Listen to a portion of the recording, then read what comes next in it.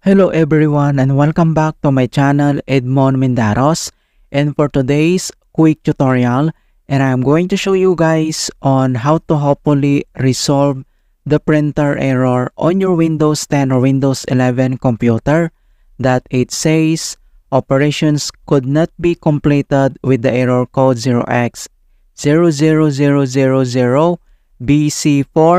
No printers were found. Kung paano ba natin ito i-fix, and without further ado, and let's go ahead.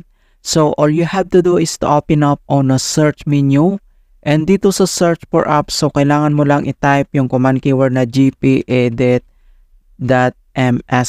Alright, so i-type mo lang yan, gpedit.msc, and then i-click mo lang dito yung open. And ito yung tinatawag na local group policy editor. So ang next step, so dito lang sa local computer, under dito sa computer configurations, ay kailangan mo lang i-select dito yung administrative templates.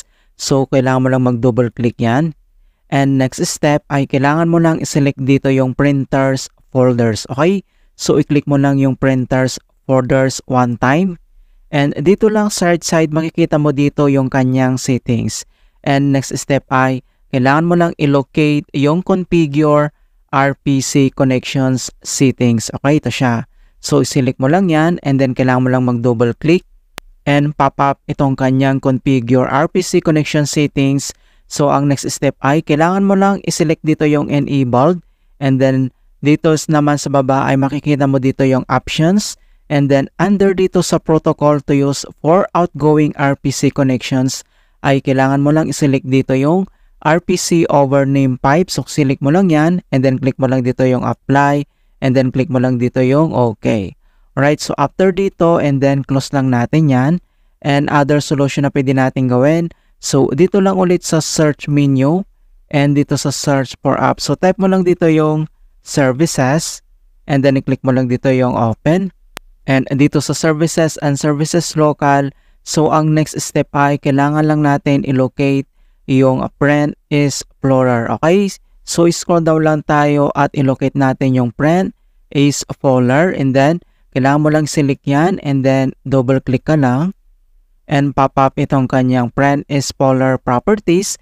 Ang next step dito lang sa general, and then dito lang sa startup type. So, select mo lang dito yung automatic, and then dito naman sa running, i-click mo lang dito yung stop, and then wait natin.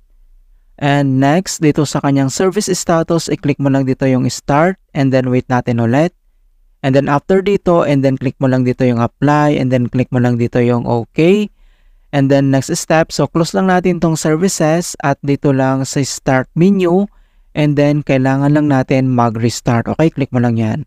Alright, so gulo na po ka-simply on how to fix operations could not be completed with the error code 0x00000BC4.